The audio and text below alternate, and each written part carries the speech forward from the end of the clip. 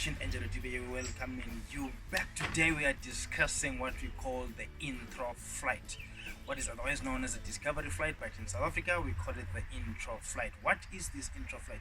It's a flight that you take up into the air with a particular flying school.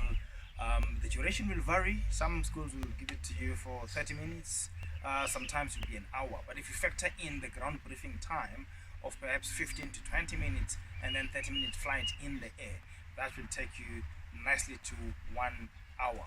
That's what we call the intro flight.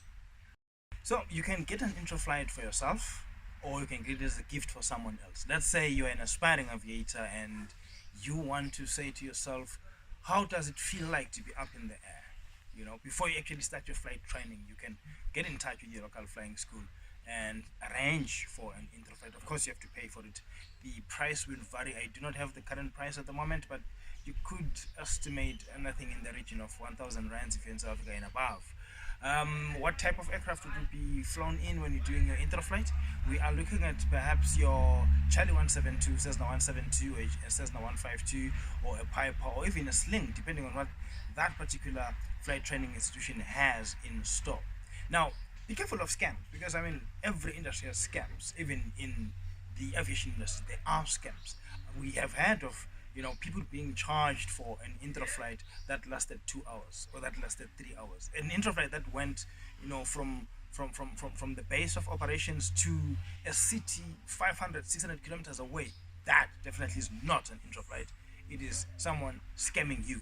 An intro flight happens within the locality, within the vicinity, and it cannot really be more than an hour at a time. So is the intro flight required by law? No. But for people who are intent on starting their flying career, it's advisable to do this so that you get a preview of what your flight training will be like. You get to know and to have a feel of what it feels like to be a pilot or a student pilot. You get to to touch the aircraft. You get to feel it taxi on the taxiway. You get to feel it go full power on the runway and get airborne. You get to feel those G-forces at work, and you will decide after feeling those whether you really want to feel them for the rest of your life. I mean, we've had stories of people who thought they wanted to fly, and then after the intro flight on approach, motion sickness takes over, and they see the ground rush, and their fear of heights kicks in, and they start freezing, and other not so beautiful things happen in that cockpit.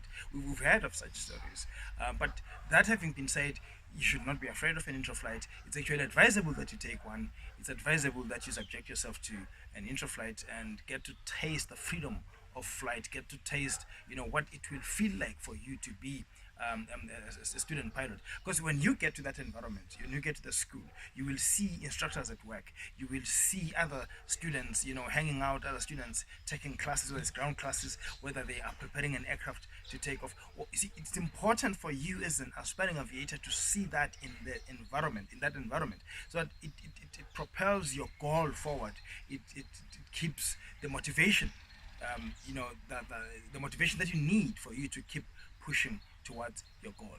Once you are established at a safe altitude, he will then begin to demonstrate, and he will allow you to actually mimic those demonstrations. In other words, you will now get to manipulate the aircraft. You'll get to turn it to the left, turn it to the right, pitch up, pitch down, and stuff like that. That will then, that's what your brain needs actually as an aspiring pilot, to actually feel the aircraft in motion. So what can you expect from an intro flight?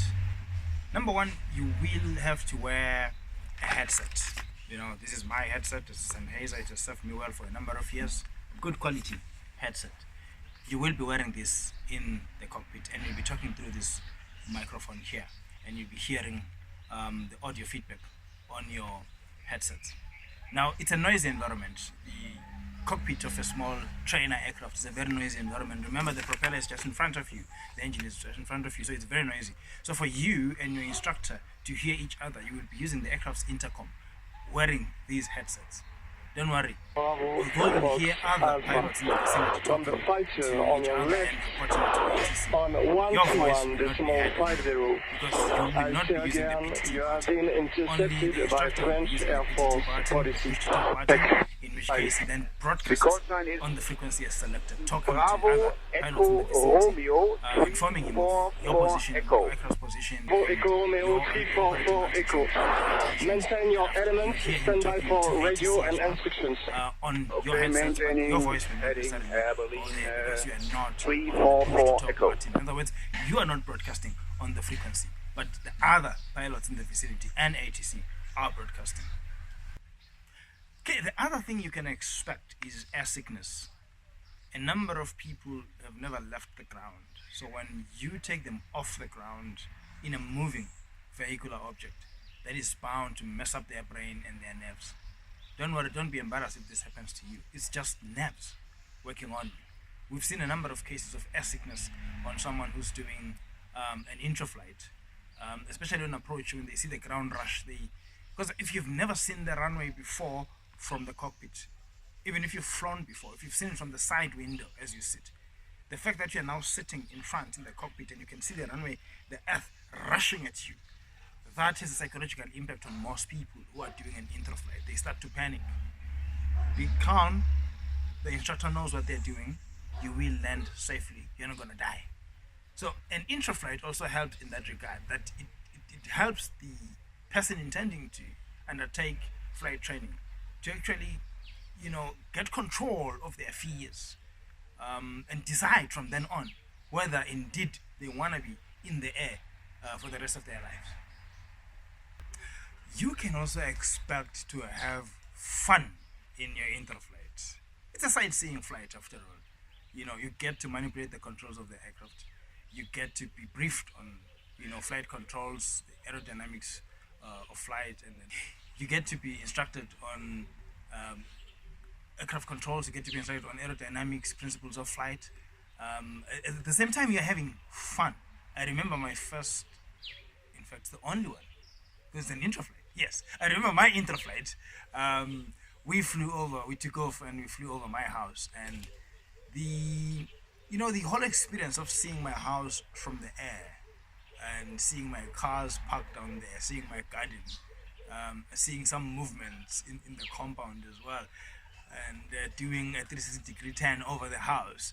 That was exciting. At that point, I was like, there's a lot to discover. Flying is what I need to do, and the decision was made for me, despite any bumps that I might have felt on that day. But the decision was made at that point. I've never seen my house from the top. Yes, I've climbed on top of the roof, but I've never seen the entire yard from top. So this sightseeing aspect of it and this fun aspect of an intra-flight should actually excite you as a future aviator. So that's why I would urge you to take an intra-flight if you must really decide on your future. Don't just keep saying, I'm going to be a pilot, without ever tasting the freedom of flight. Make sure that indeed, the G-forces that you will feel are what you want to feel now and again. Make sure that, those steep turns that you will have to execute are what you want to experience, on a frequent basis. So, and an intra-flight will help you to do exactly that. I hope that was an informative short piece right there and that you enjoyed it. And if you did, please do click the like button below. Do not forget to subscribe if you haven't done so. We thank all our subscribers, those who've come through in the previous weeks. We've seen some phenomenal growth in the past few weeks. It's only because of your efforts, guys, because of your support, that the channel is growing and reaching people as far north of South Africa as possible. We've seen commentary from India, we've seen commentary from Somalia, we've seen commentary from Nigeria, Ghana. We've seen people coming from across the world, because of the content we're producing on this channel. Please continue to support, continue to urge your fellow circles, your fellow community of aviators to support the channel, to like the videos, to share the videos, to subscribe to the channel. It's the only way we can grow this channel. It's the only way we can reach out to the African child. It is the only way we can make Africa great again. And remember, our mantra is, with every hour the cockpit beckons. Whatever you're busy with, whatever it is you decide to engage in, make sure that it brings you closer to the cockpit. Make sure that you add those hours. Remember, it's a game of hours, it's a question of hours. Whatever it is you are doing, whether you are studying towards your next license, whether you are flying towards your next license, whether you are interacting with other fellow like-minded aviators, with every hour the cockpit beckons. Keep adding those hours. Angela Dube here signing out and saying, keep safe from COVID-19. Until next time.